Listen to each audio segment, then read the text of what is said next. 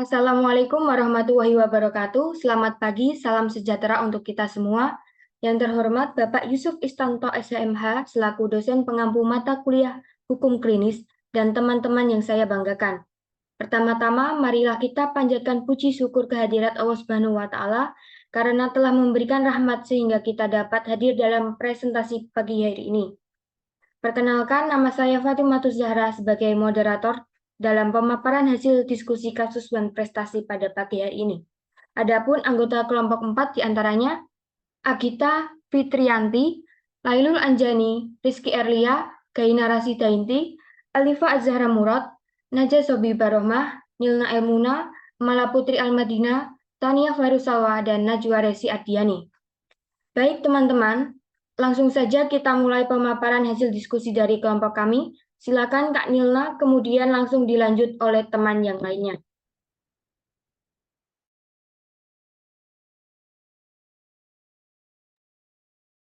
Latar belakang dari kasus Wan Prestasi. Ibu N menerima pesanan dari salah satu partai caleg dengan jumlah 1.000 potong baju kampanye. Ibu N meminjam biaya kepada bank muamalat sebesar 100 juta rupiah.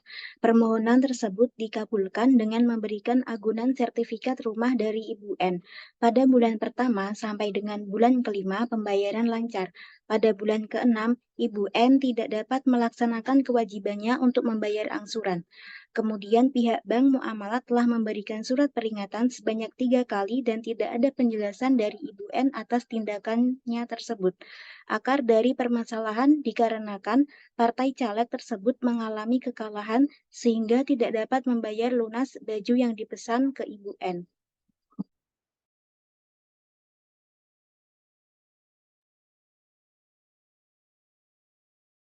Inventarisasi peraturan.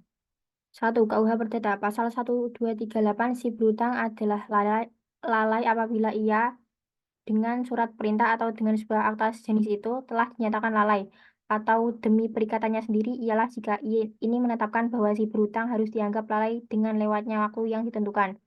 Pasal 1320 Syarat sah perjanjian, kesepakatan, kecakapan suatu hal tertentu, sebab yang halal. Pasal 1338 Semua perjanjian yang dibuat secara sah berlaku sebagai undang-undang bagi mereka yang membuatnya.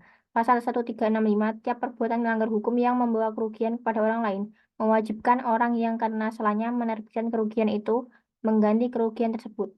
2. Undang-Undang Nomor 7 Tahun 1992 junto Undang-Undang Nomor 10 Tahun 1998 tentang Perbankan. 3. Undang-Undang Nomor 21 Tahun 2008 tentang Perbankan Syariah. Lanjut, identifikasi masalah, agunan sertifikat rumah, kemudian perjanjian kredit antara Ibu N sebagai debitur. Debitur yaitu orang atau pihak yang mempunyai utang atau pinjaman ke pihak lain karena adanya suatu perjanjian atau undang-undang yang dijanjikan debitur untuk dibayar kembali pelunasannya pada masa yang akan datang.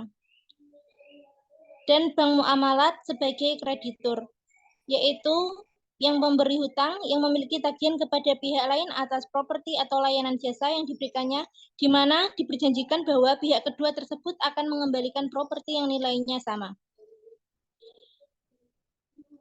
Ibu N pada angsuran ke-1 dan ke-5, ke-1 sampai dengan ke-5 lancar, kemudian pada angsuran ke-6 mulai macet.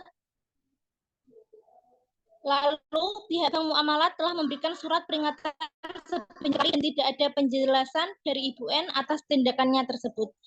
Kemudian terjadi perjanjian jual beli antara Ibu N dan partai caleg, tetapi baru membayar setengah harga. Lanjut.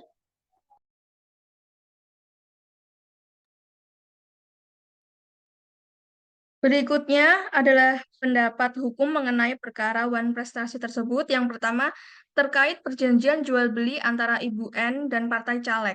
Pada umumnya, perjanjian jual beli sering dilakukan secara lisan sehingga perjanjian tersebut tidak tertulis. Apabila kedua belah pihak telah berakat dan memenuhi syarat sah perjanjian, maka akibat hukumnya yaitu berlaku asas pacta sunt servanda. Mengenai ketentuan pembayaran, apakah dalam perjanjian tersebut disebutkan adanya kewajiban berapa persen pihak pembeli harus membayar pesanannya tersebut? Jika dilihat dari apa yang berlaku di masyarakat, apabila ingin memesan baju dalam jumlah yang banyak, maka pihak penjual mewajibkan pembeli untuk DP minimal 50% dari harga yang seharusnya dibayarkan.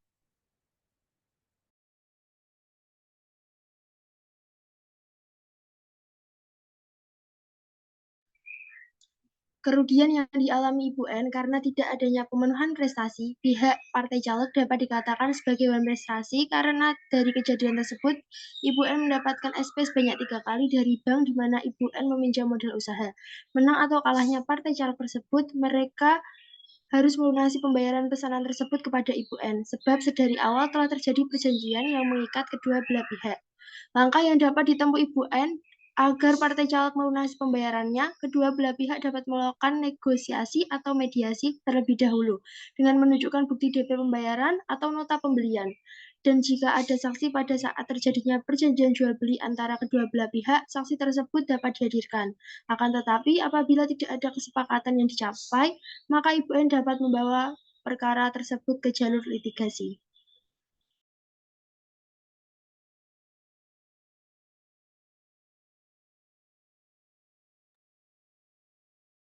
Pendapat hukum perkara wan prestasi yang selanjutnya terkait perjanjian kredit antara Ibu N dan Bank Muamalat. Tujuan bank pada umumnya yaitu untuk menunjang pelaksanaan pembangunan nasional dalam rangka meningkatkan pemerataan, pertumbuhan ekonomi, dan stabilitas nasional ke arah peningkatan kesejahteraan rakyat banyak. Hal ini tercantum dalam pasal 4 Undang-Undang Perbankan.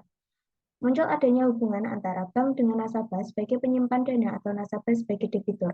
Dalam kasus ini, hubungan bank dengan Ibu N yaitu hubungan antara bank sebagai kreditur dan Ibu N sebagai debitur.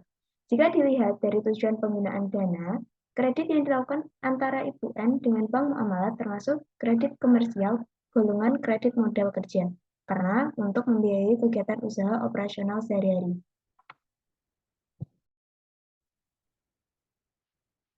Maka dari itu, ada unsur-unsur yang perlu diperhatikan sebelum bank memberikan dana ke pembiayaan, yaitu 1. Kepercayaan. Berdasarkan pasal 8 Undang-Undang Perbankan, dalam pemberian kredit kepada nasabah, bank harus sampai pada tingkat kepercayaan kepada calon nasabah. Berdasarkan analisis atas itikat baik bahwa yang bersangkutan akan mampu melunasi utangnya atau mengembalikan kredit sesuai dengan perjanjian. Yang kedua, objek dari kredit, yaitu uang atau tagihan yang dapat dipersamakan dengan itu. Ketiga, waktu, yaitu suatu masa yang memisahkan antara pemberian kredit dengan pembayaran yang akan diterima kembali oleh bank di masa yang akan datang. Yang keempat, resiko, yaitu kemungkinan bank tidak dapat menagih kembali kredit yang diberikannya. Penyebabnya tidak ada satu orang pun yang dapat memastikan keadaan masa depan. Semakin lama kredit yang diberikan, semakin tinggi ketidakpastian dan semakin besar pula resiko kredit yang ditanggung. Dengan demikian, Ibu N memberikan agunan berupa sertifikat rumah agar bank dapat memberikan dana pembiayaan untuk modal usahanya.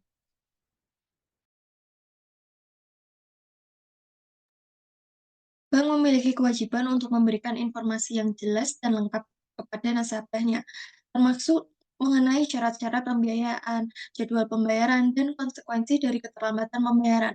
Bank juga harus memberikan pemberitahuan secara tertulis jika terjadi keterlambatan pembayaran angsuran. Dalam perjanjian antara Ibu N dengan Bank Muamalat tidak disebutkan berapa kali angsuran yang diambil oleh Ibu N dalam mengembalikan dana pembiayaan tersebut.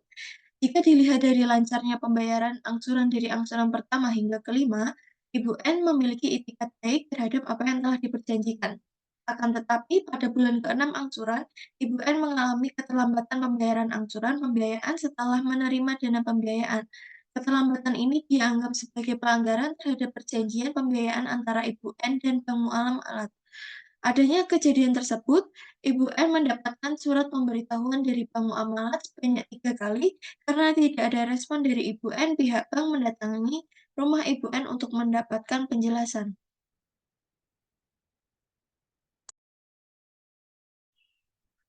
Agar sertifikat rumah yang dijadikan jaminan oleh Ibu N kepada pihak Bank Muamalat tidak dijual atau dilelang, maka Ibu N menjelaskan alasan keterlambatan dalam pembayaran angsuran. Ibu N juga memiliki hak sebagai konsumen yang dilindungi oleh Undang-Undang Perbankan. Bank harus memastikan bahwa semua tindakan yang diambil terhadap Ibu N sesuai dengan ketentuan hukum yang mengatur pelindungan konsumen. termasuk hak untuk mendapatkan informasi yang jelas dan hak untuk memperoleh perlakuan yang adil dari bank.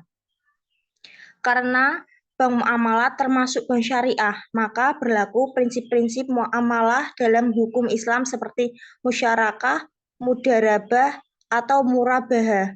Maka Ibu N dapat meminta bank untuk restrukturisasi, pembiayaan atau penjadwalan kembali sesuai dengan kebijakan internal dan regulasi yang berlaku. Saya kembalikan ke moderator.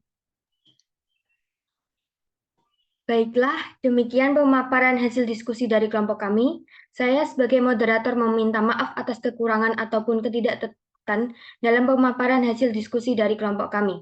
Maka dari itu, kami menerima segala kritik dan masukan mengenai hal tersebut. Burung Irian, burung cendrawasih. Cukup sekian, terima kasih. Wassalamualaikum warahmatullahi wabarakatuh.